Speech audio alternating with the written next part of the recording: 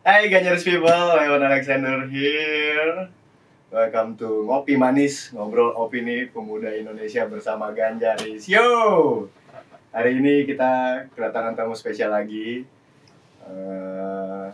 Seorang perempuan yang kali ini kita hadirkan di podcast kali ini.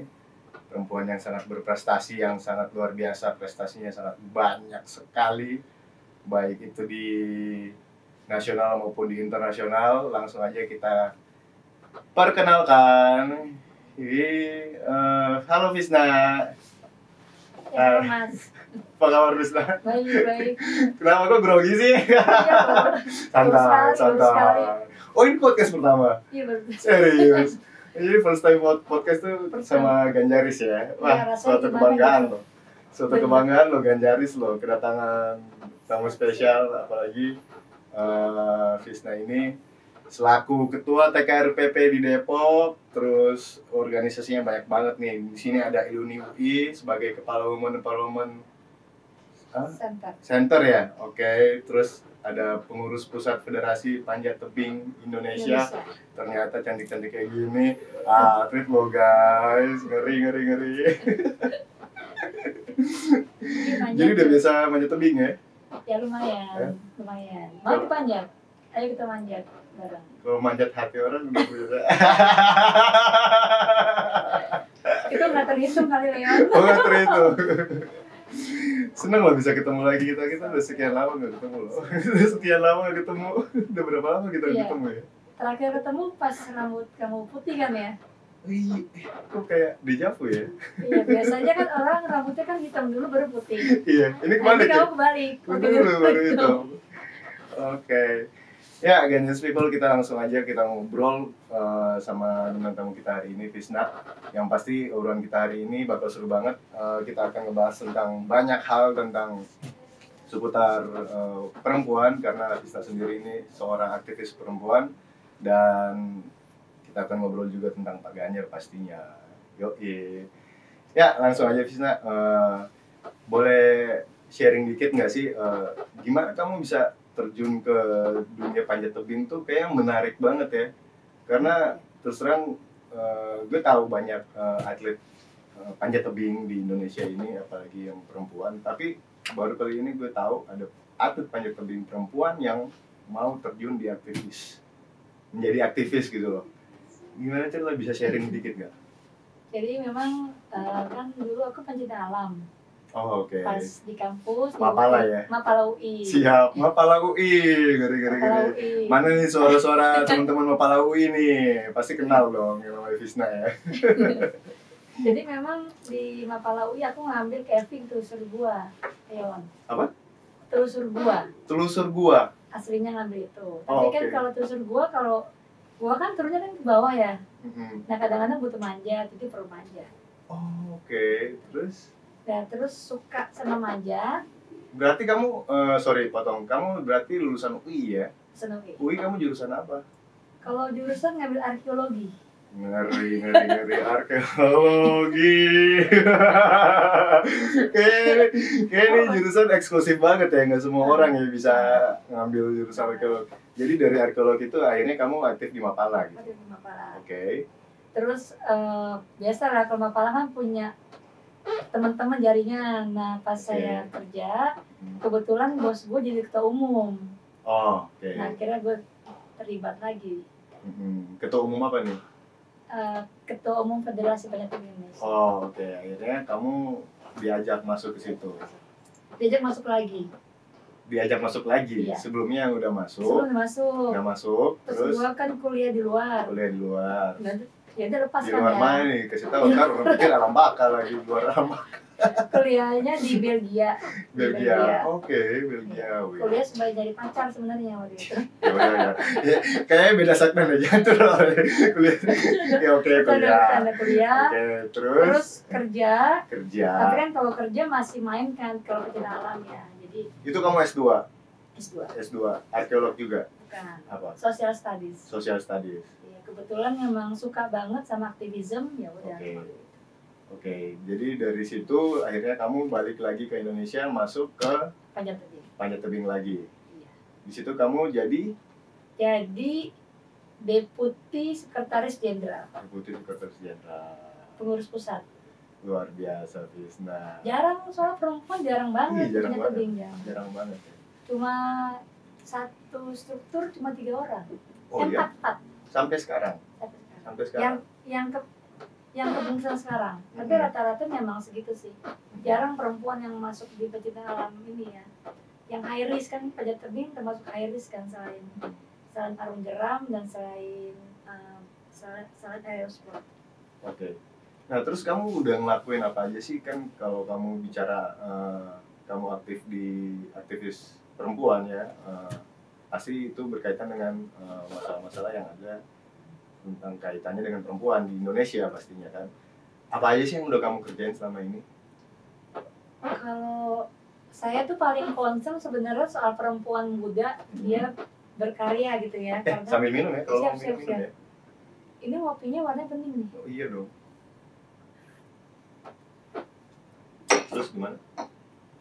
Jadi sebenarnya ketertarikanku dengan soal perempuan, karena selain aku perempuan, juga ketika aku kuliah sampai dengan aku kerja gitu kan, aku lihat jarang sekali perempuan-perempuan itu menduduki ruang-ruang pengambil keputusan. Jadi kalau Leon tahu tahun 2022 perempuan dan CEO itu hanya 6% di negara kita. Di Indonesia. Di Indonesia. Oh, ya? Cuma 6%. Cuma 6% perempuan dan CEO, dikit banget. Jadi 94% laki-laki. Oke. Terus perempuan dan direksi cuma 19%. 19%. Oke. Dan ini kan terkait sebenarnya ada banyak faktor. Salah satu faktornya itu terkait bagaimana perempuan diberi ruang oleh masyarakat Indonesia yang mayoritas sebenarnya bicara patriarki masih tinggi, sehingga mereka seringkali dinafikan atau dipandang sebelah mata ketika mereka memimpin. Contoh, buat gua sebagai perempuan mimpin aja nggak apa-apa sebenarnya, tapi kadang-kadang kalau bicara laki-laki, maaf ya, bukan karena bukan karena gue coba untuk membandingkan, tetapi bicara dominasi laki-laki ini di kita masih cukup tinggi, sehingga jarang perempuan bisa berkarya di level yang lebih tinggi. Itu yang pertama. Terus yang kedua, seringkali perempuan-perempuan kita ini menikah dini, terutama di daerah-daerah yang secara mayoritas masih terbelakang, dari pendidikannya rendah, terus dia menikah dini, sehingga jarang sekali buat mereka bisa berkreasi atau merdeka. Nah ini yang bikin gue concern, karena gue sebagai perempuan, gue nggak mau dong teman-teman gue kayak gitu. Jadi akhirnya gue terjun gitu. Oh oke. Nah itu salah satu program yang lo bikin yang waktu itu yang lo sempat cerita ya, Ojo Kawin Bocah ya. Itu programnya Pak Ganjar kan? Programnya Pak Ganjar yang Pak Ganjar lakukan di Jawa Tengah. Betul. Nah itu tapi inisiasinya dari teman-teman organisasi lo. Akhirnya itu ini ke Pak Ganjar dan gimana ceritanya kenapa bisa kepikiran buat bikin program itu gitu. Karena yang gue lihat sih kayaknya itu works banget ya di Jawa Tengah, itu works banget yang dilakuin Pak Ganjar itu di Jawa Tengah, kelihatan gitu. Nah itu kira-kira awal mulanya gimana, bisa di-share dikit nggak? Jadi kami karena kita kan kerjasama dengan UN Women. Ya, jadi ada 3 isu. Pertama, pemberdayaan perempuan terhadap ekonomi. Kedua, perlindungan perempuan dari tindak kekerasan. Yang ketiga adalah memastikan perempuan terfasilitasi untuk diberi ruang untuk pendidikan. Nah, kita punya program namanya Desa Damai. Ya, jadi waktu saya dengan White Foundation kita bentuk itu. White Foundation di tahun 2013 awalnya. 2013 ya. Ya, 2013. Nah, ketika berjalan memang ternyata di Jawa aja banyak sekali perempuan-perempuan yang menikah dini. Kebayang kalau di Jawa kayak gitu, sentralnya Indonesia kan ya. Kebayang kalau di Bali, di Papua. Artinya kalian bikin research ya di situ ya? Bikin penelitian dulu. Nah, dan kemudian akhirnya itu program berjalan. Dan Pak Ganjar ini bagusnya tuh beliau tuh sangat-sangat mengapresiasi. Ketika kita beraudiensi ke Pak Ganjar juga punya perhatian yang serius soal perempuan. Akhirnya Pak Ganjar bikin Jo Kawin Bocah. Yang dimana program itu bagaimana untuk perempuan menikah sebelum menikah di atas umur 17 tahun ya. Jadi itu kayak program menarik banget. Nah, itu setelah dijalanin kayak gitu, kalian bikin riset ada impact nggak di pemerintah atau di daerah Jawa Tengah sendiri itu ada impactnya nggak sih? Sangat, karena pertama sebenarnya bicara Jo Kawin Bocah ini bukan sekedar kita nggak boleh nikah di bawah 17, tetapi bagaimana perempuan punya keputusan untuk kapan saya mau menikah. Jadi gitu. Mereka dikasih tahu ya. Iya, dikasih disosialisasikan. Betul, dan juga kita bikin capacity building supaya mereka berpikir masa depan. Jadi misalnya gini, kalau saya nikah umur 17, kalau umur 20, kira-kira saya akan jadi apa sih? Ketimbang misalnya saya mau kuliah S1, saya mau S2, karir bagus, punya rumah, dan settle, sehingga kalau punya anak juga ya keren anak-anaknya kan gitu kan.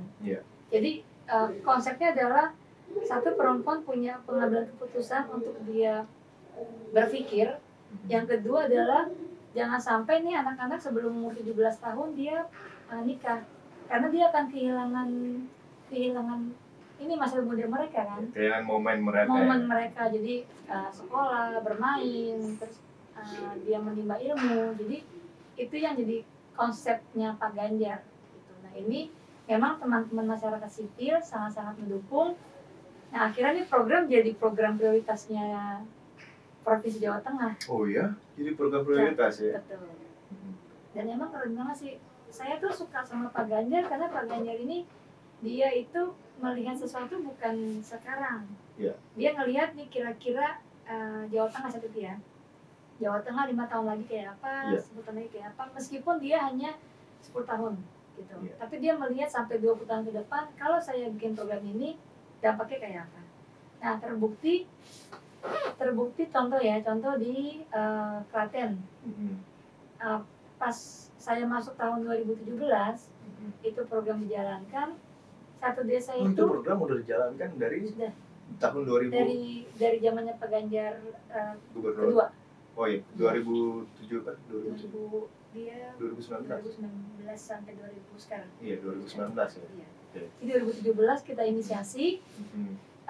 Dampaknya di 2020, pas awal saya masuk itu satu RW bisa ada lebih dari 10 anak yang nikah dini. Oh iya. Dan dampaknya tuh stunting, dampaknya perceraian, perselingkuhan, kayak gitu ya. Terus pendidikan rendah. Nah, tahun 2020 kelompok dampingan kami itu sekolah anak-anaknya. Sekolah dan kuliah. Contoh satu perempuan namanya Vita. Vita itu dia dampak dari pernikahan dini. Kemudian dia gabung ke Wahid, dia kuliah lagi. Ya, jadi enggak. Dia ngambil kuliah. Karena dia lulus SMA, terus dia nikah. Terus dia punya persoalan dengan keluarganya. Jadi korban. Ketika gabung ke kami, dia paham tentang konteks perempuan seperti apa. Nah, akhirnya dia kuliah sekarang. Kuliah? Oh iya. Dia ngambil kuliah. Artinya dari semuanya itu kalian sebelumnya udah bikin research kan ya? Apa sih masalah yang kamu lihat selama kalian bikin research itu, masalah yang paling wah ini kayaknya berat banget gitu loh. Ini kayaknya masalah ini kalau nggak diberantas bakal ngancurin generasi perempuan gitu. Kira-kira apa sih yang masalah yang paling berat banget waktu itu dari research yang kamu lakuin waktu itu? Masalahnya adalah patriarki. Karena to be honest, kita sekarang kan masuk level generasi ketiga ya. Ya kan, generasi ketiga, di mana generasi kedua kita masih mendapatkan pendidikan yang searah tentang bagaimana berkeluarga. Kepala keluarga harus laki-laki harus mencari nafkah, perempuan di rumah saja. Jadi sebutnya istilahnya Istilahnya tuh minum dulu ya. Minum lah, santai-santai. Oke. Terus. Jadi tuh dapur sumur kasur kan gitu ya. Nah kan konsep ini kan masih masih terdengar sampai dengan generasi kedua. Iya. Yang nyokap kita ya. Iya. Kayak gitu kan, dan itu sengaja ataupun nggak sengaja diturunkan ke anak-anaknya. Nah ini yang jadi persoalan. Didominasi laki-laki untuk mengambil keputusan itu sangat tinggi di Indonesia. Yang pertama. Yang kedua adalah bagaimana perempuan merasa tereliminasi. Jadi merasa nggak percaya diri pada akhirnya karena kalau saya mau maju tiba-tiba dia disingkirkan gitu ya. Atau tiba-tiba dia nggak dianggap. Sehingga mereka pada akhirnya merasa takut buat memimpin. Nah itu perempuan, sehingga akhirnya ini jadi sesuatu hal yang perlu kita sikapi sih. Harus benar-benar di-concern banget ya. Benar. Luar biasa ya. Nah kalau misalnya kita udah lihat program yang kamu lakuin itu sama Pak Ganjar, kira-kira yang kamu lihat kira-kira ya, kalau nanti Pak Ganjar jadi presiden 2024? Pasti. Iya, pasti ya. Optimis ya Pak Ganjar. Optimis. Kalau Pak Ganjar nanti udah jadi presiden 2024, apakah program tersebut akan berkelanjutan? Apa ada pengembangan ke arah selanjutnya atau gimana menurut kamu? Wajib sih. Wajib karena isu perempuan itu salah satu isu global yang memang menjadi concern dari dunia. Yang pertama, jadi setiap negara wajib menjalankan bagaimana perlindungan dan pemberdayaan perempuan. Nah, Pak Ganjar justru menganggap ini sebuah sebuah kebutuhan. Jadi bukan lagi PR, sebuah kebutuhan. Kenapa? Karena negara ini nggak akan maju kalau perempuannya nggak maju. Betul. Karena perempuan ini kan salah satu kunci bagaimana anak-anaknya bisa berkembang. Bukan cuma laki-laki ya, tapi peran perempuan itu sangat penting. Nah, pengembangannya kalau saya sebagai anak muda ya, kalau aku lihat itu perempuan dan digitalisasi itu sangat penting. Perempuan dan digitalisasi. Betul. Kayak gimana sih itu? Bisa di-sharing dikit nggak? Karena contoh ya, kita punya gadget. Ya kan? Di Indonesia itu pengguna gadget terbesar sosial media itu perempuan. Oh iya? Perempuan yang itu terbesar. Ada, tapi berapa ya? Ada risetnya ya? Ada. Jadi ada datanya ya? Ada. Jadi bahkan di prime time itu perempuan lebih banyak mengkonsum sebuah informasi dari dunia digital. Dan ini jadi concern kenapa? Karena kalau perempuan dia teks ke sosial media, dia akan memberikan sebuah influence kan. Secara algoritma ini itu pasti bermain, mau dimanapun. Nah, jadi algoritma ini juga sangat-sangat bergantung kepada sesuatu yang kita berikan ke sosial media. Nah ini sehingga perempuan memberikan pengaruh kepada ekonomi, sosial, politik, hukum, keamanan, karena dia bermain di sosial media. Kebayang nggak kalau perempuan dia lebih suka menyebarkan hoax? Wah itu gila sih itu. Ya kan, jadi sesuatu yang nggak benar menjadi benar karena semua orang akan menganggap itu sebagai kebenaran. Apalagi yang ngomong perempuan ya. Apalagi ngomong perempuan. Perempuan tuh lebih memiliki influence ketika dia mencoba mempengaruhi teman-temannya. Jadi dari penelitian laki-laki itu bisa mempengaruhi 2-3 orang. Tapi perempuan itu bisa mempengaruhi 7-10 orang. 7-10 orang, bisa 2 kali lipat ya? 2 kali lipat. 2 kali lipat. Jadi kebayang kalau yang namanya kampanye perempuan lebih berdaya kan kalau dia kampanye. Nah, jadi bicara digital, bicara women and CEO, women and direksi, ini perempuan jadi motor sih, Leon. Terus bicara digital, sekarang justru di perusahaan-perusahaan besar yang berhubungan dengan dunia digital, policy manager lebih banyak perempuan. Oh ya? Lebih banyak perempuan karena dia tahu betul nih kira-kira ini harus melakukan apa. Nah ini sebenarnya fungsi pemerintah memanfaatkan perempuan sebagai sektor utama di teknologi, sehingga kita bisa mendapatkan teknologi yang inklusif gitu, yang damai, yang nggak sekedar kita nyebarin hoax kemudian kita counter, tapi kita memberikan alternatif narasi. Nah ini buat gue keren banget ya perempuan kalau bisa diberdayakan. Nah saya pikir Pak Ganjar karena dia sangat gigs dengan sosial media dan dengan teknologi, dia pasti berpikir kira-kira nih perempuan nih jauh lebih luar biasa kalau dimanfaatkan, kalau diberdayakan untuk di ruang-ruang itu. Apalagi kalau kita lihat Pak Ganjar sangat aware dengan perempuan, ya contohnya kayak ya nggak jauh-jauh lah ya dari keluarganya aja. Buat Ciko juga sangat care sama perempuan gitu. Dari situ juga kita bisa lihat kan kita punya calon pemimpin yang punya ibu negara juga yang sangat aware, care sama keberpihakan kepada perempuan. Jadi kira-kira kalau menurut kamu isu-isu yang ada sekarang tentang perempuan, kira-kira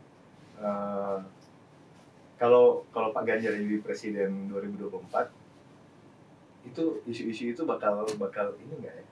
Bakal apa ya? Bakal dibenahi nggak ya sama Pak Ganjar? Pasti sih. Kenapa?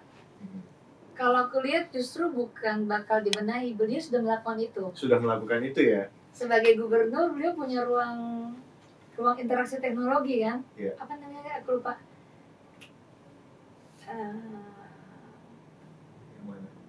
Yang heterospace. Oh iya, ya, oke. Itu kan memanfaatkan ruangan sebagai alat, sebagai medium untuk semua orang bertemu, tetapi bukan cuma bertemu fisik, tetapi bertemu di dunia maya kan. Nah, Pak Ganjar sudah melakukan itu. Tinggal bukan cuma Jawa Tengah nih. Ya, artinya udah di skala provinsi dia udah ngelakuin. Ini sekarang tinggal skala nasional. Dia bagaimana untuk melanjutkan itu dan mengembangkannya itu ya. Pak Ganjar bisa mengekskalasi ke provinsi yang lainnya. Jadi bicara heterospace ini kalau buat saya bagaimana membangun ruang-ruang pertemuan, tetapi kita bisa membuka cakrawala perwilayahan. Jadi kita bisa jualan ke luar negeri, ke luar pulau, ke luar provinsi, bisa berinteraksi secara fisik juga, kemudian bisa belajar bagaimana menjadi seorang leader. Nah itu kan heterospace. Nah ini yang memang dibangun oleh Pak Ganjar. Jadi saya pikir memang paling keren sih di antara 3 calon lainnya ya. 3 kan calonnya ya? 3. Maunya 2 atau 3? Kebiasaan manjat. Jadi kebiasaan ke hutan. Jadi gara-gara sering ke hutan jadi suka lupa sama rumah. 3 kan calonnya ya? 3, iya. Jadi kalau di komparasi 3 calon ya Pak Ganjar yang memang sudah paling terbukti, sehingga kita nggak perlu lagi bicara soal janji, tapi kita meneruskan apa yang sudah dilakukan. Karena Pak Ganjar emang sudah melakukan, sudah pernah melakukan, tinggal bagaimana ini skalanya digedein lagi. Betul. Ya kan? Nah, kalau kamu punya harapan buat teman-teman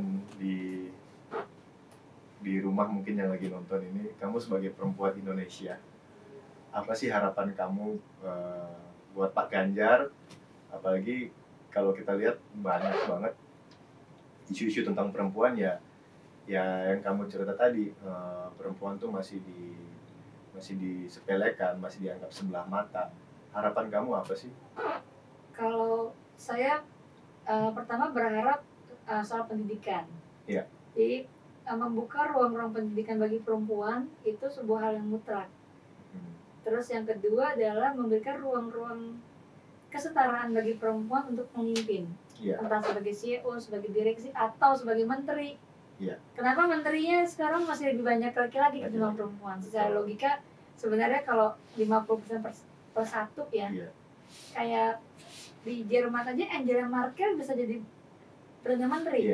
Why not kalau di sini misalnya Kemenko Polhukam perempuan gitu.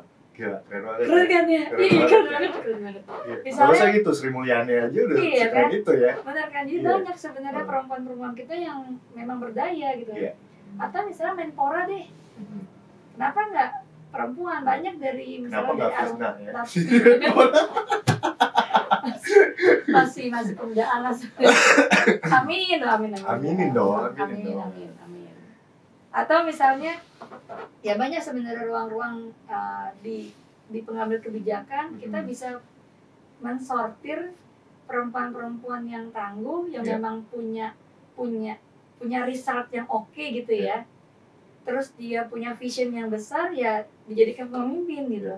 Nah ini fungsinya pemimpin Pak Ganjar sebagai presiden untuk memilih siapa sih jadi menteri kayak gitu. Jadi bukan hanya sekedar menteri sosial, menteri pemberdayaan perempuan itu biasa.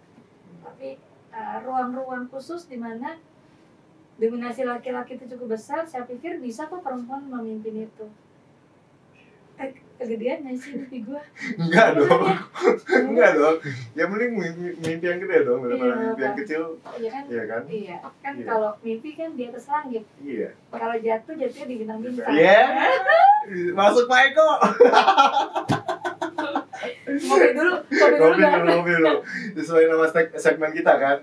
Ngopi manis, ngobrol pemuda Indonesia bersama Ganjaris. Alright, Fisna, mungkin ini closing statement. Kira-kira kamu mau ngajak teman-teman di rumah, khususnya buat teman-teman perempuan untuk ayo dong, perempuan Indonesia harus lebih aktif lagi, ya kan? Kira-kira boleh kasih closing statement nggak? Pertama harus lebih aktif. Ya. Keaktifan pertama, kalau usulku adalah pergi ke TPS, pilih Pak Ganjar. Yo, setuju. Satu itu. Iya, karena ketika presiden dia punya perspektif soal perempuan, dia pasti akan melindungi itu. Ngapain kita pilih presiden yang memang punya latar belakang pernah menyakiti perempuan, atau punya latar belakang secara dominasi dia menganggap perempuan di bawah. Jadi ya pilihnya presiden yang memang dia punya kesetaraan terhadap perempuan. Yang udah terbukti ya Pak Ganjar. Cinta istri. Ya sama istrinya kan kebayang kan dia memberikan ruang buat istrinya buat dia berkarya bukan sekedar cinta loh Leon. Karena buat perempuan cinta itu nomor sekian.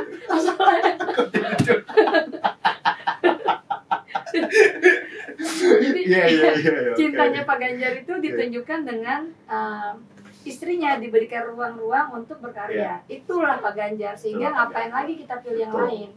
Pilih Pak Ganjar. Kalau presidennya udah oke, kebijakannya pasti otomatis oke.